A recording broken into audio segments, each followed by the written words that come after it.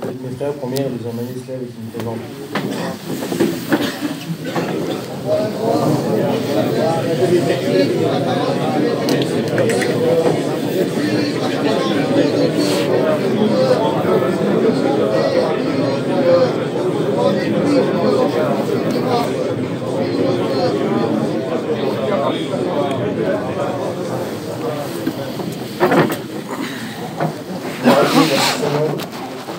J'ai mis un thème dans mon message, et ce thème c'est obéissant mais courageux.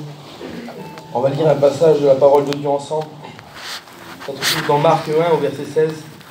Comme il passait le long de la mer de Galilée, il vit Simon et André son frère, qui jetaient un filet dans la mer, car ils étaient pêcheurs. Jésus leur dit, suivez-moi, je vous ferai pêcheurs d'hommes. Aussitôt ils laissèrent leur filet et le suivirent. Au verset 19, étant allé un peu plus loin, il vit Jacques, fils de Zébédée, et Jean son frère, qui réparaient les filets.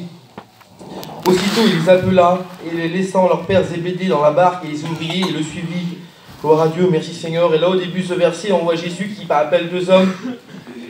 Et ces deux hommes, ils n'ont pas regardé en leur travail, ils n'ont pas regardé à quoi que ce soit, ils sont dit, la Bible nous dit qu'aussitôt il le suivit. Gloire à Dieu, ayant ce courage que ces hommes ont eu, ces hommes, ils ont eu du courage pour dire oui à Jésus, pour dire oui, je te suis, Seigneur, ils ont eu du courage, ils ont tout laissé, ces hommes. On va voir un passage ensemble qu'un homme qui a eu du courage. Cette histoire, tout le monde la connaît, c'est dans 1 Samuel 17, c'est David. On lit le passage ensemble. David dit à Séül, ton serviteur faisait traître les brebis de son père, et quand le lion ou l'ours venait en enlever une du troupeau, je courais auprès de lui, je le frappais, et j'arracherais la brebis de sa gueule. Et s'il se dressait contre moi, je le saisissais par la gorge, je le frapperais et je le tuerais.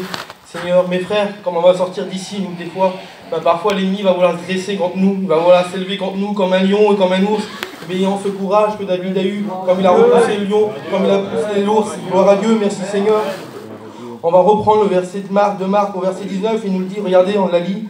Étant allé un peu plus loin, il vit Jacques, fils de Zébédée, et Jean son frère, qui eux aussi étaient dans une barque et réparaient les filets. Aussitôt il les appela et laissant leur père dans la barque, il le suivit.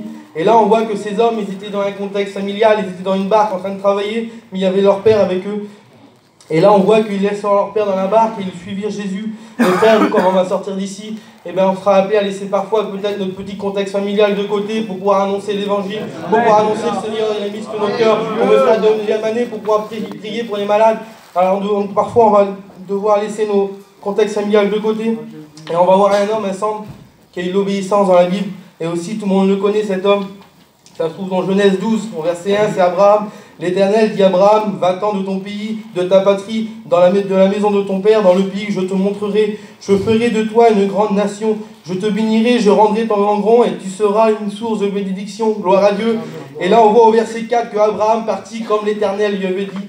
Mes frères, comme on sortait d'ici, obéissant à l'Éternel, obéissant comme Abraham a obéi. Mes frères, qu'on puisse obéir à Dieu, gloire à Dieu. Là, on a vu deux hommes, on a vu David qui a eu du courage face au lion et au l'ours. On a vu Abraham qui a eu l'obéissance envers Dieu. Mais Seigneur, il y a une récompense pour ces hommes. Pour nous, il y a une récompense. Comment on va terrasser l'ennemi, comme il va venir devant nous. Comment on va obéir à Dieu, comme il va nous demander de prêcher l'évangile. Il y a une récompense pour nous. Et on va voir c'est quoi cette récompense. Gloire à Dieu. Amen. Ça se trouve dans Matthieu. Dans Matthieu 19, au verset 27. C'est Pierre prenant la parole et dit, voici, nous avons tout quitté. Là, on retrouve le courage que David a eu. Et nous t'avons suivi, là on voit l'obéissance d'Abraham. Qu'en sera-t-il de nous? Là c'est Pierre qui pose une question à Jésus, et là Jésus y répond. Jésus leur répondit, je vous dis en vérité que le Fils de l'homme, au renouvellement de toutes choses, sera assis sur le trône de sa gloire, et vous qui m'avez suivi, vous serez assis avec moi. Gloire à Dieu. Et nous, notre récompense à nous, quand on va prêcher l'évangile, c'est qu'un jour, on sera avec lui, avec nos bien-aimés, dans son ciel de gloire. Gloire à Dieu, merci Seigneur, et j'aimerais terminer avec ce texte. Mes frères, ils l'ont cité déjà pas mal de fois, mais c'est un texte que j'aime bien, ça se trouve dans Josué 1 au verset 8. Que ce livre de la loi ne s'éloigne point de ta bouche. Médite-la jour et nuit, agis fidèlement selon ce qu'il est écrit. Car c'est alors que tu auras du succès dans tes entreprises. C'est alors que tu réussiras. Ne t'ai-je point donné cet ordre? Fortifie-toi, prends courage. Ne t'effraie point, ne t'épouvante point, car Dieu est avec toi. Car Dieu est avec toi dans tout ce que tu entreprendras. Gloire à Dieu, laissez-moi vous dire, mes frères, que si on garde cette parole tout le long de notre vie, tout le long de notre ministère, le Seigneur sera toujours avec nous. Il ne laissera jamais, gloire à Dieu. Je sais qu'il y a quelques mots, je voudrais qu'on prie le Seigneur ensemble. Seigneur, sois béni, glorifié, Fils de Dieu, ce matin. Merci pour ta parole, Fils de Dieu. Merci, Seigneur, parce que tu m'as béni ce matin, Seigneur. Tu as peut-être mal dit, Seigneur Dieu. Mais toi, Seigneur, tu l'as fait comprendre dans les cœurs, mon Seigneur Dieu.